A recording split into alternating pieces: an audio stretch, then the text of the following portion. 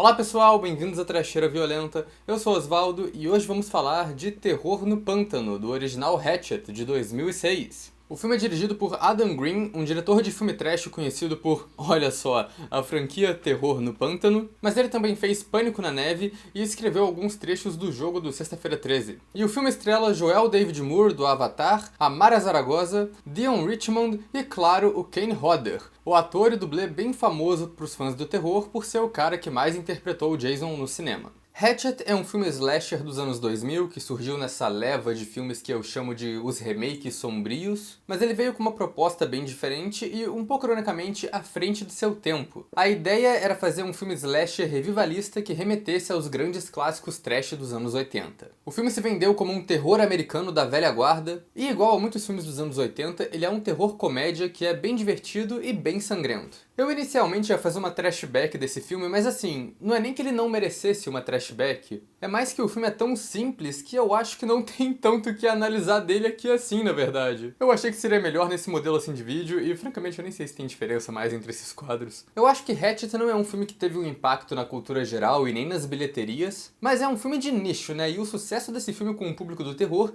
garantiu uma franquiazinha que hoje em dia tá no quarto filme. Mas antes de falar desse filme original, eu vou pedir pra vocês se inscreverem no canal, se vocês não forem inscritos ainda. Comentem aí embaixo se vocês já assistiram Terror no Pântano, o que vocês acham desse filme. E claro, deixem mais recomendações pra gente falar aqui no canal. Esse filme foi uma recomendação que muita gente fez por muito tempo, e hoje aconteceu, olha só. E claro, acompanhe a gente nas redes sociais também, os links estão todos aí embaixo na descrição do vídeo. E já vou deixar aqui um aviso de spoilers. Eu ia também inicialmente colocar uma spoiler zone nesse vídeo, mas eu percebi que é um filme tão óbvio o que vai acontecer, é um slasher tão clássico que eu acho meio desnecessário. Só o final que talvez seja surpreendente, mas eu vou falar dele no fim do vídeo e vou avisar quando eu falar do final. De resto, das cenas de morte, é spoiler liberado. E a trama de Terror no Pântano se passa num pântano.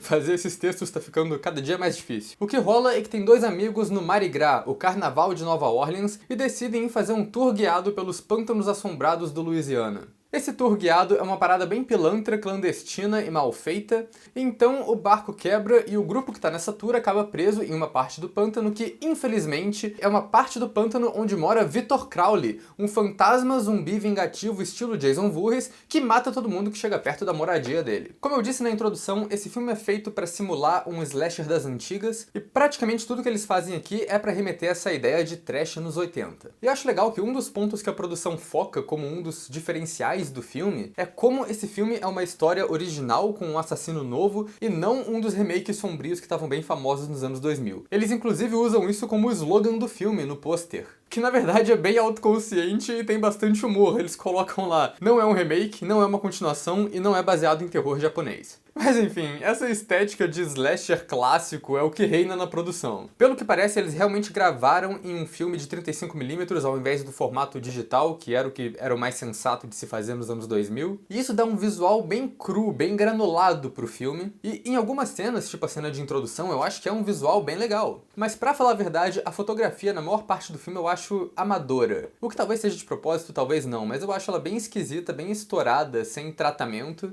E o filme acaba tendo cara de filme barato mesmo. O diretor Adam Green impôs uma regra na pós-produção, que era uma regra de sem computação gráfica. O único CG que eles usaram foi para tirar coisa, para remover cabo ou outros equipamentos que tinham aparecido no filme. Mas o que é importante é que eles não usaram computação gráfica para adicionar nada na cena. E claro, esse filme é conhecido pelas suas cenas de morte absurdas, que são todas feitas com efeito prático e de fato são as melhores cenas do filme. Tem todo tipo de coisa aqui, desde os clássicos entranhas e desmembramento, até umas coisas mais esquisitas. O Victor Crowley é um vilão extremamente brutal e criativo. Praticamente todo mundo que ele mata aqui é de um jeito tão explícito e brutal que dava pra ser um fatality de Mortal Kombat. Acho que o momento mais memorável é quando ele mata aquela mulher abrindo a boca dela com força e arrancando toda a parte de cima da cabeça dela. E a direção é feita pensando em como fazer esses efeitos. Essa cena é muito boa, que ela começa com a atriz ali e a câmera circula os personagens, mas quando ela passa pelas costas do Victor Crowley, tem uma transição imperceptível do plano com a atriz pro plano com o bonecão,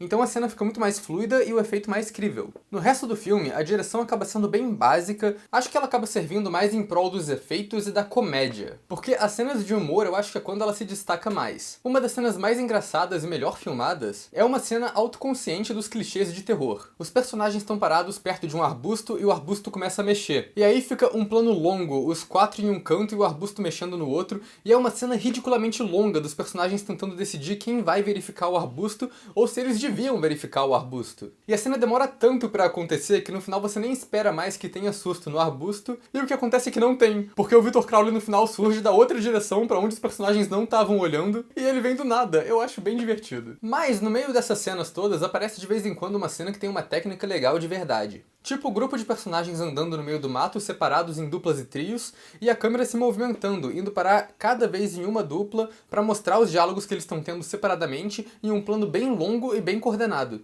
Então, no geral, é uma direção ok. Outro elemento de homenagem aos anos 80, com certeza, é parte do elenco. Obviamente tem Kane Hodder, o melhor Jason dos piores Sexta-feira 13, e ele faz dois personagens aqui. Ele interpreta o Victor Crowley, o assassino vilão, e uma interpretação que ele faz com aquela exatidão brutal de movimentos do Jason dele. E ele também interpreta o pai do Victor Crowley em um flashback, que não tem nem fala, não tem muito o que fazer ali, mas funciona como uma referência. Além disso, tem outros atores famosos de terror fazendo pontas aqui. A cena de introdução é o Robert Englund, o lendário Fred Krueger, e o Joshua Leonard, do Bruxa de Blair, sendo atacados pelo Victor Crowley, mas a minha participação preferida é o Tony Todd, o Candyman, que aparece em uma cena de piada em Nova Orleans. Os amigos estão procurando o cara que faz o tour de terror das assombrações, vão parar na porta dele, e ele começa a contar o que aconteceu de errado na tour de terror, com uma voz super sombria. Você acha que vai ser uma história de terror, e no final é ele falando como o cara processou ele. É uma cena muito engraçada, eu sempre rio quando eu vejo. Ah, e o próprio diretor do filme, o Adam Green, aparece fazendo uma ponta no começo do filme como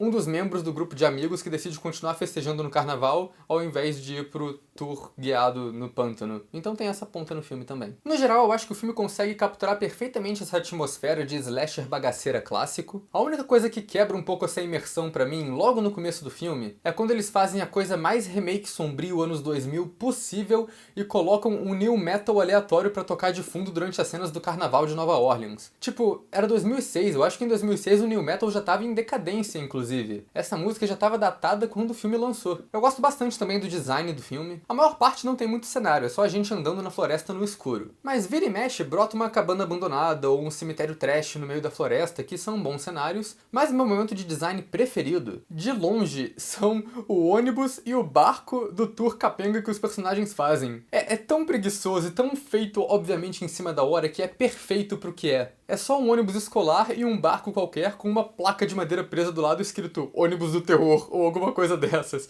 Já mostra o quão desleixado é esse tour que a galera tá fazendo, que isso com certeza vai dar merda, que é o que acontece, né? Outra coisa que eu gosto aqui também é do grupo de personagens que tá envolvido nessa trama, porque foge um pouco do clichê do grupo de jovens de um filme slasher, e na real é um grupo bem variado e bem caracterizado. Esse é outro filme slasher que passa 40 minutos desenvolvendo os personagens antes do vilão aparecer de fato e de começarem as mortes. E quando o Victor Crowley chega, irmão, ele mata muita gente muito rápido. É mais ou menos parecido com os Chamas da Morte, que eu já falei na Trashback aqui. Tem, claro, alguns personagens clássicos e estereótipos aqui. Tem o protagonista, que é o cara nerd meio chato, que é o cara que foi pro carnaval e fica reclamando o tempo todo, insistindo pra ir no tourzinho do terror, que ele não queria estar ali. E tem o melhor amigo dele, que é muito bom. Ele é o amigo que vai nessa furada braba só pra ser legal, e ele fica o tempo todo fazendo piada sobre como é uma furada braba. Eu não posso reclamar muito porque eu sinceramente me identifiquei com os dois.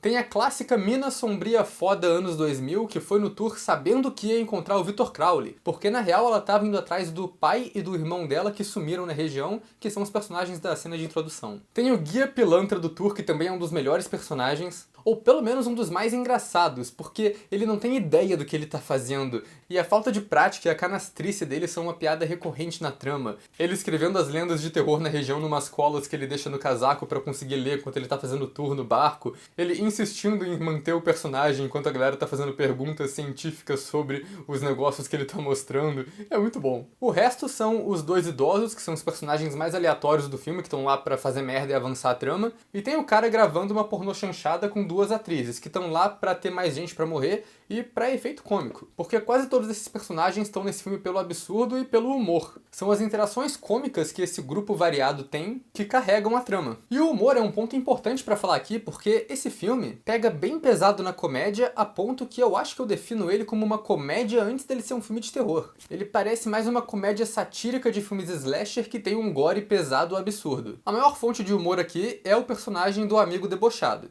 Eu me racho de rir com o personagem dele sempre que eu assisto. Ele tem frases de efeito muito boas, e os diálogos dele são todos engraçados, principalmente porque boa parte do tempo ele tá zoando o protagonista. E acho que isso é uma das coisas que faz esse filme ser querido e pedido por muita gente nos comentários. É uma mistura de cenas de morte ótimas com efeitos práticos muito bons, personagens carismáticos com diálogos engraçadinhos, e a comédia desse filme, que é uma mistura perfeita de humor besterol anos 2000 com um humor autoconsciente de paródia. Tem muito momento bom aqui. A mina principal falando: porque aquela é a casa de Victor Crowley, e aí a câmera vira e mostra uma casa grande no topo da colina, toda sombria, que de alguma maneira ninguém tinha percebido que tava ali até então. Ou até uns diálogos mais sutis que eu acho muito bons também. No meio de tudo que tá rolando, eles ficando presos naquela parte do pântano, o cara pergunta pro guia se tudo que tava rolando era parte do tour do terror, e ele responde sarcástico: ah, é sim, eu afundo um barco toda noite, é hilário. Esse tipo de humor meio seco e estúpido, sei lá, eu sempre gosto disso. E claro, a gente também tem no filme o Victor Crowley, que é um vilão tão brutal e tão invencível que ele parece quase uma paródia do Jason.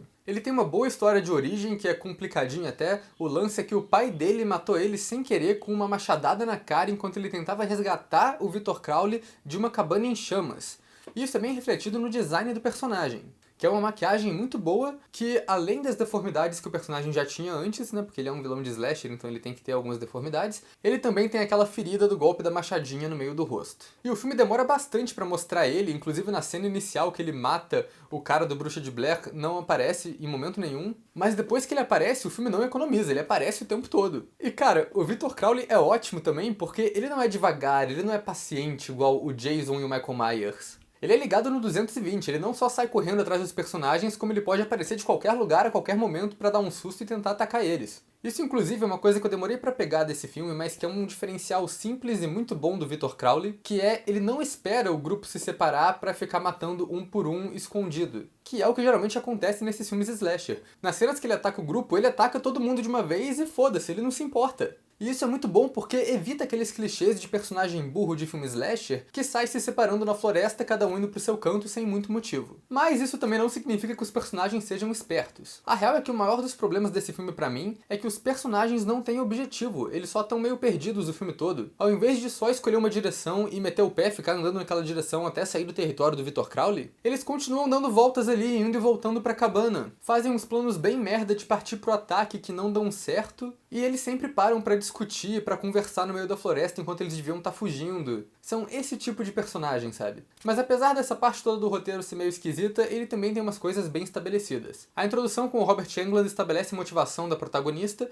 e também o barco que é usado no final do filme, o perigo dos crocodilos na água e o porquê eles não podem só voltar pela margem de onde eles vieram também é bem estabelecido, e até as chuvas rápidas e frequentes que acontecem durante a trama são uma boa sacada, porque elas acontecendo algumas vezes no começo já estabelece que pode acontecer pra acontecer no final e apagar o fogo que os personagens jogaram no Victor Crowley. Pra encerrar, eu vou falar do final do filme, que eu gosto bastante, e é a única cena que eu acho que vale guardar o spoiler, então fica o aviso de spoiler aqui pra vocês. O que acontece é um final de barco no meio da água, bem estilo Sexta-feira 13. Os dois personagens principais aparentemente escaparam do Crowley e estão num barco no meio do pântano, quando a protagonista cai na água e fica naquele drama, ela agarra numas algas, fica tentando escapar, até que o braço do protagonista vem pra tirar ela de lá. É um final bem clichê desses de coisa na água, o braço que vem pra ajudar de cima e te puxar de lá. Só que na verdade é o Victor Crowley usando o braço decepado do protagonista pra puxar a mina de volta pro barco. O que eu acho que é o único momento surpreendente de verdade no filme. E é um final bem cínico e meio paródia desse tipo de final, assim, de filme slasher.